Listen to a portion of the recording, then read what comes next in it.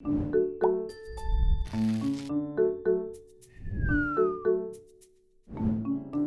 I'm Tobin. And I'm Maya, and I think you're gonna really love today's big idea because it's we don't need to worry. God's got it.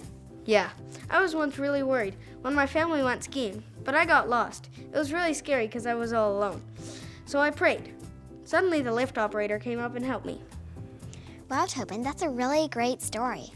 I think it's cool how you can really see how God sent that lift operator to go help him. And that brings us to today's God story. Let's go check in with Tika and see what she has to say.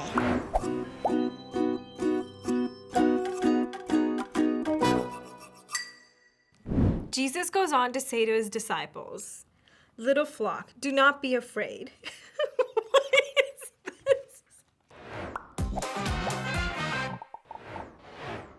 Hey guys, it's Tika, and I'm super excited to be back here with you today. I want to share with you guys a story about a time where I was so worried, and in the end, God came through. One time I was driving home from my aunt's house, and all of a sudden, I started to feel like my hands were shaking, my heart was racing, I felt like I couldn't breathe. I didn't know what was going on, and so I had to pull over and I had to call an ambulance. How scary is that, right? Anyway, so the paramedics came and they hooked me up to all these monitors, did all these tests to try and make sure I was okay. Then they drove me to the hospital. I was so scared the whole time. I didn't have any clue what was happening to me, and all I wanted was to just go home. The whole time driving in the ambulance, I just prayed and prayed and prayed because all I wanted was for God to just keep me safe. When you don't know what's going on, it can be really scary. Anyway, so long story short, after all the testing at the hospital, after everything that they did, it turns out that everything was okay. And in that moment, I knew that God really came through for me. That was really, really scary. But sometimes we just worry about the little things, like, will people like my new glasses or my new boots? Am I cool enough? Do people think I'm smart enough?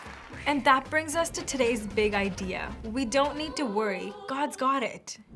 Sometimes it's just way easier said than done. We let worry take over everything, but God just wants us to give it to Him. Let's see what Jesus said in Luke about it. Then Jesus spoke to his disciples. He said, "I tell you, do not worry. Don't worry about your life and what you will eat, and don't worry about your body and what you will wear. There is more to life than eating. There are more important things for the body than clothes." So even though Jesus said this like 2,000 years ago, don't you think it kind of fits for today? Like, what am I gonna wear to school today? Or what will people think of my new boots? It kind of works, right? But for some people, they actually worry about where their next meal will come from. Let's read about what Jesus says next. Think about the ravens. They don't plant or gather crops. They don't have any storerooms at all, but God feeds them. You are worth much more than birds. Jesus is saying that God cares about the animals, and just how much more does He care about you? You matter to Him. Let's read some more. Can you add even 1 hour to your life by worrying? You can't do that very little thing, so why worry about the rest? Jesus is telling us that worrying doesn't do anything for us, so why waste time? We should just let go of the things that we worry about. Jesus goes on to say, "Don't spend time thinking about what you will eat or drink. Don't worry about it. People who are ungodly run after all those things. Your Father knows that you need them. But put God's kingdom first, then those other things will also be given to you."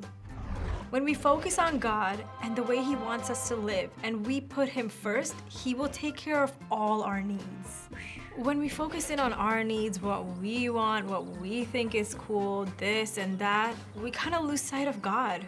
But if we replace those thoughts with thanking God, serving God, loving Him, doing things His way, then we don't have space in our thoughts to worry. And really, we don't need to worry. God's got it. Jesus goes on to say to His disciples, "Little flock, do not be afraid. Your Father has been pleased to give you the kingdom. Sell what you own, give to those who are poor. Provide purses for yourselves that will not wear out. Put away riches in heaven that will not be used up.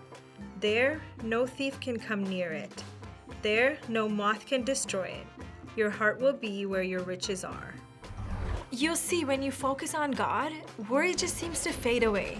Remember, we don't need to worry. God's got it. Well, friends, I've got to go, but it was so fun to hang out with you. Remember, don't worry this week and let God have your back. Question time! In today's God story, we were reminded to not worry about what we need and want, eat and wear, eat and want, or need and wear. Eat and wear. Why do you think Jesus tells us not to worry? Because Jesus will meet our needs.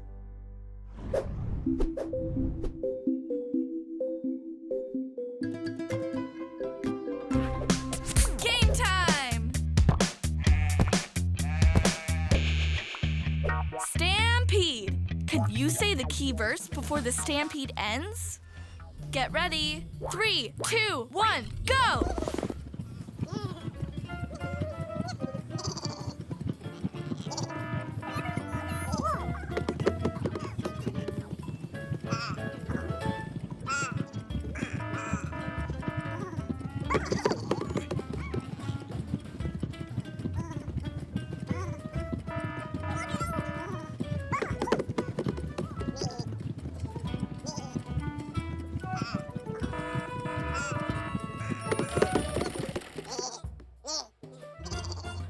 Say it with me. Father, may your name be honored. May your kingdom come. Give us each day our daily bread.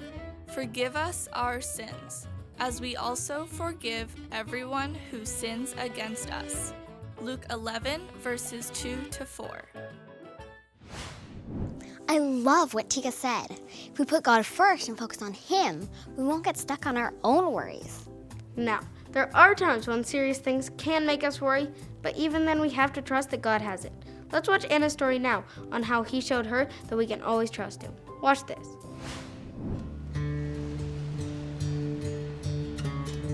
Ever since I was little, people always commented on my eyes. They'd always get comments like, my goodness, they're so beautiful, look at that color. So I've always been aware of them, but to me, they're like any other part of my body. I have 2 ears, a nose, a mouth. Didn't really think much of it until the day I almost lost one. Hi, I'm Anna. I love my friends and family. I would be very miserable without them. I love games. I'm very competitive. Please be prepared to lose. I used to go garage sailing with my mom, and it was always exciting to be able to take something home that was fun and a new find for me. And one day it was a dartboard. My mom allowed me to buy one.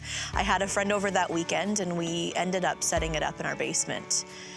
We started to play darts, but the problem was our dartboard was a little bit higher than where you would usually set it up. And so when we would throw the darts, one person would actually have to go and retrieve them, but we'd kind of have to jump up a little bit and knock them down. Unfortunately, one of the times that we went to go knock darts down, I was looking up as my friend knocked some darts down, and one had hit my eye. So my mom ended up taking me to the doctor. He looked at it, he didn't see anything on my eye, and ended up sending me home with a patch, saying if it doesn't get better within 24 hours to come back. When I got home the next day and tried taking my patch off, I realized I couldn't see anything. So I rushed back to the hospital with my mom, and they did a lot more tests, and the fact that my lens was cut in half meant I couldn't see.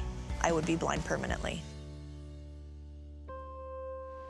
I was going to go in for emergency surgery, but even with the success of that surgery, if it was successful, the most I would see is shapes and colors. The day of surgery, I started to panic a little bit. So I turned to my mom and said, you need to do something. Open the Bible, flip to something, read me something. And so she grabbed the Bible and asked, what do you want me to read? And I looked at her angrily and said, just flip it open, point to something, I don't care. So she did literally just that. She flipped the Bible open, closed her eyes and pointed to a verse, and it landed on a verse in Psalm 146 that says, He gives sight to the blind.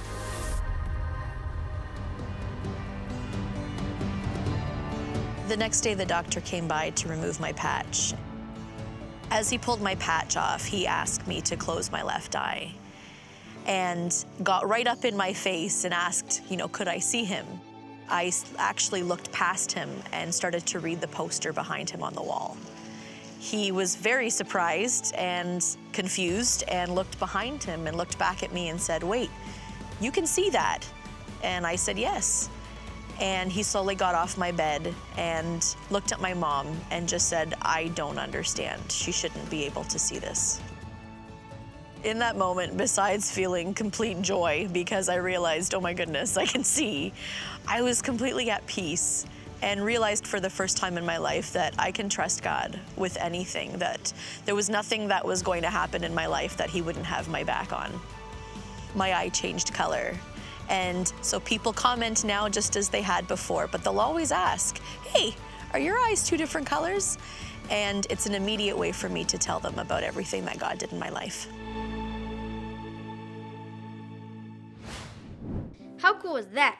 God took Anna's fear away, miraculously gave her her sight back, and now her eyes are two different colors. Wow. Yeah, I know, right? But do you know what really jumped out at me? It's how Anna learned that no matter what, we don't need to worry. God's got it. That's amazing. Let's break into our small groups now and see what that looks like in our own lives.